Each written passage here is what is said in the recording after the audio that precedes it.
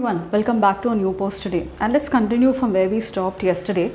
So yesterday we discussed about how you should actually start when is the right time for you to start your preparation for the civil services examination of UPSC. And today let's talk about where should one actually start their preparation from if they are serious to give a good attempt and make civil services as their career option, to be a bureaucrat, a part of the government system. So where should one start, and how exactly what are the resources that you should keep with you to start off your preparation? As I told you that you should start at least 18 months in advance if you really want to give a serious attempt. When I say serious, I mean that you are competing with others to get through the examination and to make civil services your career option.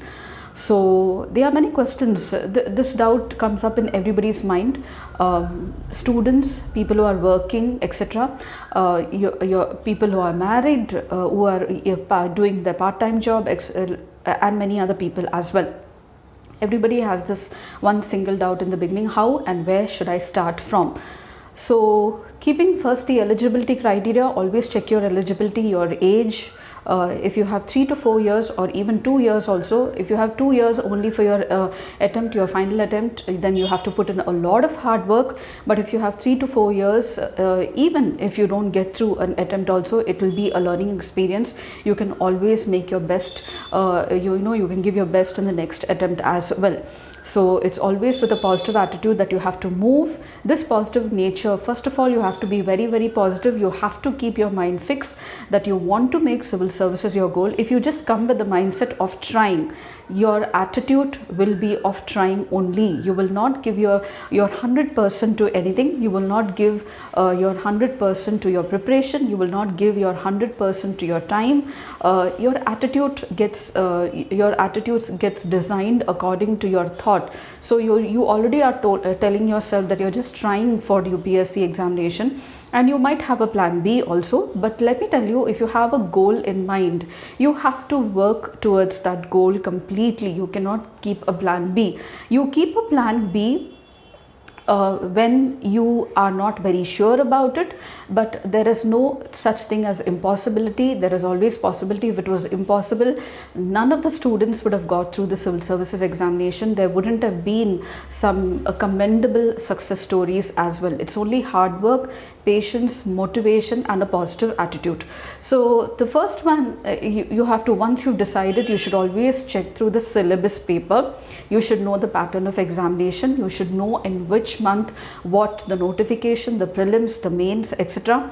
You should always keep intact with the syllabus. Now, if you look at the prelim syllabus, you need to know what comes under CSAT.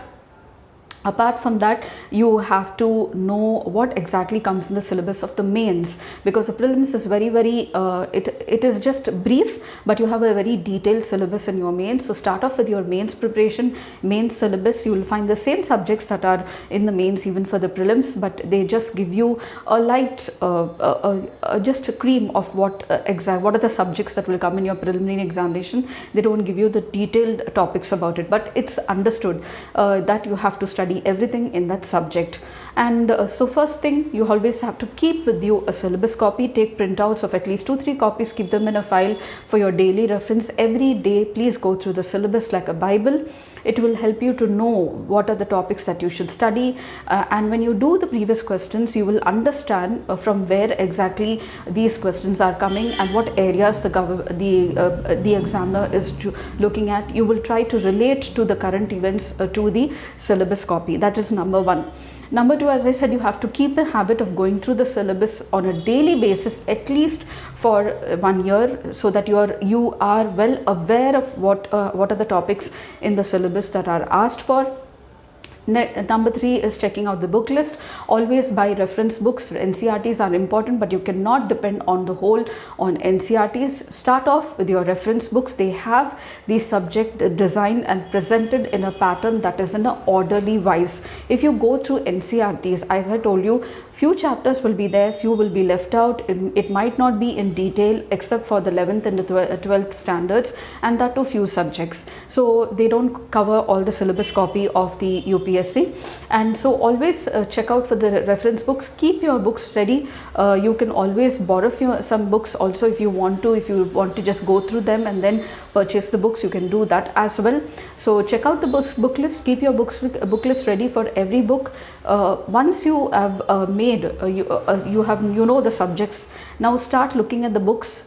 Make a copy, write down what are the chapters that you have to study in the book. Number the chapters. Always first look at the chapters. What are the chapters in the book? You will come to know what is the syllabus and what are the topics in each subject wise. Once you've done that, then you might like few areas, you might not like few areas, but let me tell you, in UPSC preparation there is no like and dislike. You have to like everything under the sun in your current affairs and in your syllabus paper. You have to fall in love with your syllabus. You have to fall in love with the news, everyday news. You have to fall in love with your newspaper on a daily basis. You have to love to do what you do on a daily basis until your final result is out, and that will change your attitude and also your approach towards your preparation. Make a list of the subjects. As I told you, make a list of each and every topic under the subject, what you have to study. Put the timing, set out a time, which subject. You cannot choose with the subjects you like first. I will say you have to study all the subjects. So start off with the subjects which you actually do not like. Maybe try to check out the topics in each subject. Make a note of them. Keep separate notebooks for each and every subject. Always, you will not, one notebook will not be sufficient. You will have to have 2 to 3 notebooks, because the manner in which you prepare will require more of answer writing. Have this habit of always having a rough book with you. Whatever you read, always try to note it down. The current affairs that you study, the newspaper that you read, keep a separate book for your newspaper reading. Keep a separate book for your current affairs on a monthly basis. Don't add everything in each book. Don't add your current affairs and your subject also in one book. Always have your notes for every subject. Have a notebook for your current affairs on a monthly basis. Have a book for your optional subject as well, and have a rough book. A rough book is a very, very good habit, because you can scribble whatever you want in that, and also you can revise while writing. Revising does not only mean reading. You should always have the habit of writing while you revise, because you have to write your answers in the mains examination. Next is, you have to read everything. If you like or if you don't like, you have to cover all the chapters of the book, if you like or you don't like. In each subject, make a note of the chapters. As I said, how do you read a subject actually? Let's go into that. When you take a subject, make a note of the chapters. Start off in an orderly wise. Do not go in a haphazard way that I like this chapter. It seems very interesting. Let me read that first. No, do not do that. Always follow an order. Start off from the first chapter. Start reading the second, third, fourth, and then until the end. This is the way that you should always read a book. Apart from that, once you've started to read it, reading once will not help. I say that always every chapter should be read 3 times, because the first reading gets you introduced to what exactly is in the chapter, and the medium layer, which I call the second layer, you get to know what and why of the chapter. In the core layer, you try to understand the analytical aspects of the chapter, and you will relate the chapter to the following chapters. So this is the way you have to read a subject or a chapter. You have to give them 3 readings. I call them introductory, the medium layer, and the core layer. So you have to get through the core layer to become really good in the subject, and this will definitely help you when you start writing answers. If you try to start writing answers only after reading a chapter once, you have just introduced yourself to the chapter. You do not know anything. You might just understand the jargon. You might understand the the side headings. You might just know maybe bits and pieces, but you have not understood the chapter or the subject altogether. Every chapter, every subject has to be given 3 readings, which I call them introductory layer, the medium layer, which tells you about what and why, and the core layer, which tells you the analytical part. Now, do you need to make notes? How do you make notes? Never start making the notes in the very first time. Your notes should always start chapter wise, first marking what are the points, major points in the chapter, the side headings, what are the topics in the chapter. Stop till there, and then After you're giving your second reading, then start making your notes. There are many websites which tell you that you have readily handwritten notes. You have many people giving you the notes.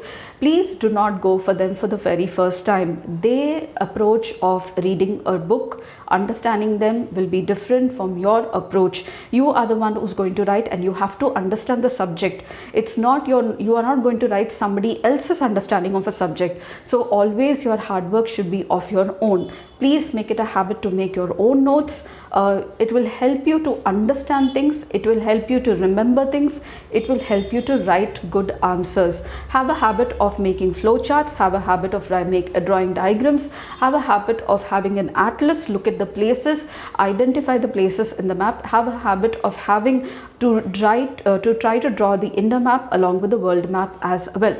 Always make your own notes and read them also. Once you've done with this, then if you want, you can refer others' notes, and it will always help you then to compare where you must have missed out on some topics, and also will give you motivation if you've written better than them. So after this, try to make a schedule in a day. Please plan your schedule. As I said, not everybody who's preparing for UPSC is free. There might be students, there might be people who are working, there might be people who are married, there might be people who are on an internship. There are different types of people who prepare for the civil services examination. Schedule your time for studying. Keep that time every day same on a daily basis, unless you have a shuffling schedule with regard to your work or your household chores, etc. Once you've done the schedule, try to keep to the time. Once you've started to make your scheduling, you will observe that you're getting interested, you're reading things, you're understanding things. Once you've done that, try to always read the previous papers. When you finish with the chapter, purchase a booklet which speaks about the previous question years of a particular subject. Rather than going through all the previous year's questions, do it subject wise. Once you've done it subject wise, then you can adopt the same methodology for every subject. And once you finish the whole subject, then you read all the previous questions of the previous years. Keep the 10 years questions with you. Once you've finished your chapter wise, try to make note of the questions you might have come across. Try to attempt them. Always remember to complete the questions at the end of the chapter. They really help you immensely. Try to keep a dictionary. Always refer to the meaning of the words. Try to learn the jargon with regard to the subject. That's very, very important. In this process, try to improve your handwriting and your speed if you do not have that habit as well. Prefer reading the question papers of the previous subject and not all the previous questions at once. First subject wise, then you go to the next subject, and so on and so forth. You can also juggle with taking 2 subjects in a month if you want to, but do not take more than that as a beginner, because then you'll only get anxiety issues, or you'll be worried about how I can finish everything. Do not come into other people's influences that this subject is very much in depth. Please let me tell you, you are preparing for UPSC. You are going to be the minds, the brains and the hands of the government of India. It is because of you that the country is going to run. The policies made by you will impact the people. So you just have to remember where exactly you're going and why you need such in-depth preparation. UPSC does not give you training and all of this. If it was so, UPSC would call for walk-in interviews to select you for IAS, IPS or other Group A and Group E examination. But it is not so. It gives you the syllabus because it wants you to know about the country well before and it only gives you training in your particular area of selection. That is the only job of UPSC that it does. So all the hard work has to be done by you. You need to know about your country. You need to know the governance structure of your country. You need to know the polity of your country, your economy, society, the world, where exactly India stands, because you are going to represent India in the future. Solve the main questions. Once you've done with each chapter, solve the main questions weekly once. You can put up a schedule, or maybe fortnightly once, or even monthly once also will help. Once you've done a topic, try to write the topic on your own. This is the most important starting point for an answer. And after that, you can schedule your time. And this is the way you slowly put into perspective your subject-wise preparation. You're reading the newspaper, following the current affairs, which I will be speaking in the coming videos. So books, scheduling your time, your notebooks, seeing the chapters in every subject, making note of them, and how to read a particular chapter or a subject, and how you should plan, look at the previous question papers. Keeping note of the syllabus copy is very, very important. All this will definitely seem a task because you have not been scheduling yourself even while you're in your graduation or your post graduation. Very, very few people have this habit, so it might be a tough task for you, but over a period of time everything will come into the streamline, and it will become very comfortable for you to take your journey through to the preparation for UPSC examination. So I'll end my post here, and if you did, please do like, share, subscribe, and don't forget to comment at the end of the video. And I shall see you tomorrow in another most important video for your UPSC preparation. And until then, it's very happy learning.